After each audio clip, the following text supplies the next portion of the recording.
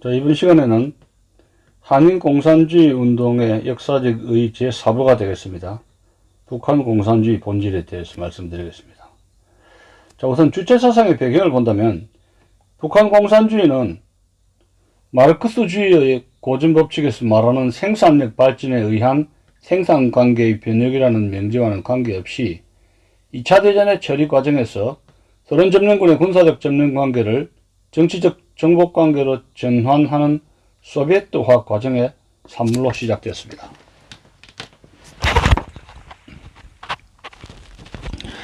북한 지역에 대한 소련 군정의 소비에트화 정책은 스탈린주의의 팽창을 위한 것이며 그것은 소비에트 문물의 북한화를 위한 것이었습니다. 따라서 여기에서는 마르크스주의의 사회과학에서 말하는 소위 경제결정론적, 역사결정론적 변혁에 의한 북한의 필연적인 공산주의 사회화가 아니라는 것은 너무도 자명한 것이었습니다. 북한 공산주의 실체가 소비에트화의 타율적 산물이라는 사실은 외래 문물에 의한 정복이라는 논리를 빼고는 전혀 설명이 되지 않습니다. 북한의 당권, 군권, 행정권이 민주적 절차에 의하여 합법적으로 수립되지 않고 소련의 이익 대변자를 미리 선정해 놓은 기초 위에서 이 특정인에게 삼권을 장악시키는 무단적 군림을 공연화한 것이 북한 공산주의 체제의 시발적인 배경이었던 겁니다. 미완성 소비에트화를 강행하는 과정에서 희생되어야 하고 말살되어야 하는 것은 당연히 민족적, 민주적, 자주적 요소들이었던 겁니다. 민족적 요소는 북한의 소비에트화를 외래적, 제국주의적 문물화로 보는 저항 세력이기 때문에 소련 군정의 기생 세력인 공산당의 눈에는 마땅히 죽어가야 하는 존재이고, 민주적 요소는 불가항력적 소련 군정의 군림에 대하여 그래도 할 말이 있는 세력이기 때문에 소련 군정의 대행 권력인 공산당의 눈에는 민족적 요소와 마찬가지로 당연히 말살해야 하는 독재 대상이며, 자주적 요소는 일제시대에 반제 민족해방투쟁을 공산주의 운동으로 삼았던 소위 토착 공산주의 세력이기 때문에 소련 군정의 군림에 의한 일방적 소비에트화를 신제국주의로 받아들일 수도 있다는 데서 5월 봉주격의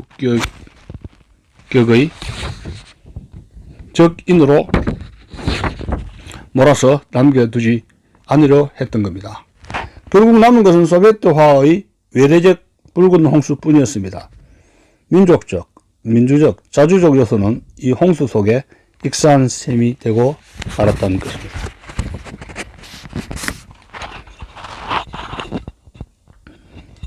북한 공산주의가 민족적, 민주적, 자주적 요소의 무덤 위에 세워졌다는 것은 정복자로서의 일시적 형상일 수는 있으나 법통의 권력, 정통의 권력일 수는 없었습니다. 북한 공산주의의 최대 약점은 바로 여기에 있는 것입니다.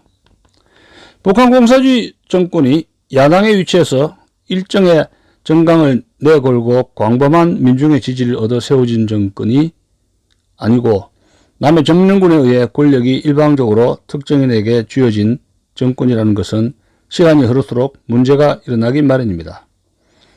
곧 민족적, 민주적, 자주적 요소의 망령이 되살아나서 복수를 한다기보다는 새로운 민족적, 민주적, 자주적 요소들이 싹두고 자라나서 비정통적 권력에 도전하기 마련이라는데 문제가 있게 되는 것입니다. 비정통적 권력이 자신의 정통성을 주장하기 위해서는 단순하게 말하면 나는 괴뢰가 아니고 주체이다는 증거를 내놓아야 합니다. 그 같은 증거를 근본적으로 가지고 있지 않는 것이 비정통 권력이기 때문에 하는 수 없이 그 증거물들은 인위적으로 조작하는 수밖에 다른 도리가 없는 것입니다. 북한 공산주의가 1960년대에 들어서면서 난데없이 혁명 전통을 만들어내고 독재자에 대한 우상화를 그 날조된 혁명 전통에 결부시킨 것은 더 늦지 않게 인위적으로라도 정통성을 만들어 놓아야 하겠다는 데서 비롯되는 것입니다. 1960년대 중반을 넘어서면서 북한 공산주의가 당 유일 사상과 당 유일 체계를 그대로 집중적으로 내면화하고자 한 것은 북한 공산주의가 결코 남의 것의 맹목적 이식이 아니라 자기의 것으로 시작하여 뿌리를 내린 것처럼 주장함으로써 인위적으로 조작된 정통성을 진정한 정통성으로 합법화하자는 노력이었던 것입니다. 북한 공산주의의 이 같은 약점을 변화하기 위해서는 달리 독재자의 혁명 전통 조작, 가계 미화, 혈통 미화 등의 상징 조작만으로는 영원히 불충분하기 때문에 이론적으로 변화하는 작업에 본격적으로 착수하게 되었으니 70년대에 들어서면서부터의 주체 사상, 주체 철학의 이념 정립 작업이 바로 그것입니다. 북한 공산주의의 주체 사상, 주체 철학이란 무엇입니까? 어떠한 철학 원리를 가진 사상 체계라는 것입니까? 다음 장에서 그 본질을 알아보도록 하겠습니다. 자, 주체 사상의 본질입니다.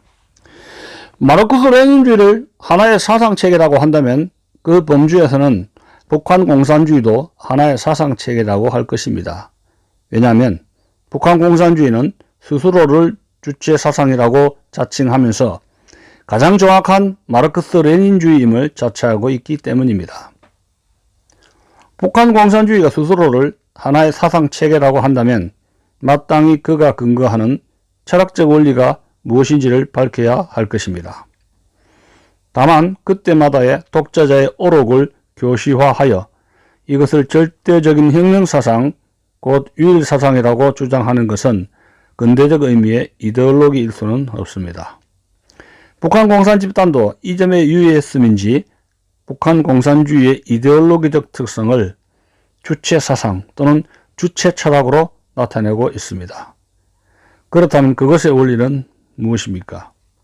이에 대하여 북한 공산주의의 공식 문헌들은 정의하기를 주체사상이란 한마디로 말하여 혁명과 건설의 주인은 인민대중이며 혁명과 건설을 주동하는 힘도 인민대중에게 있다는 사상입니다. 다시 말하면 자기의 운명의 주인은 자기 자신이며 자기 운명을 개척하는 힘도 자기 자신에게 있다는 사상입니다. 라고 하였던 겁니다. 마르크스주의의 사회과학에 따르면 인간 사상은 객관의 반영으로서의 관념 형태입니다. 그리하여 마르크스주의는 유럽의 발전된 자본주의 국가에서 노동계급이 독자적 정치 세력으로 역사 무대에 등장하게 된 시기에 소위 프롤레타리아 혁명의 요구를 반영한 사상으로 출현했다는 것입니다. 그렇다면 김일성의 주체 사상은 북한과 같은 생산력 발전이 후진한 사회에서 어떤 요구를 반영한 사상으로 출현했다는 말입니까?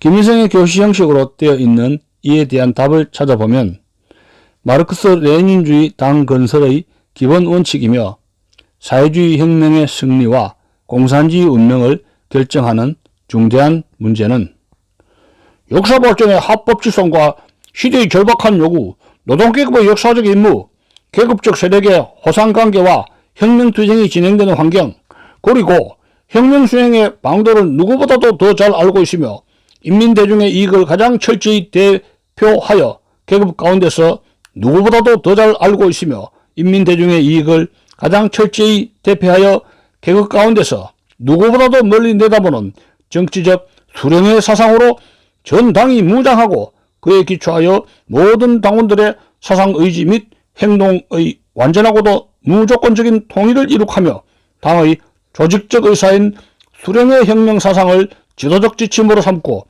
당 중앙의 유일적 지도 밑에 혁명투쟁과 건설사업이 진행되도록 한다는 데 있다고 하였습니다. 바로 이 요구를 반영한 사상으로 출현한 것이 김일성의 주체사상, 주체철학이라는 것입니다. 그리하여 인민이 모든 것의 주인이며 모든 것을 결정하는 것도 인민이다 라는 25자를 그 원리로 삼았던 것입니다.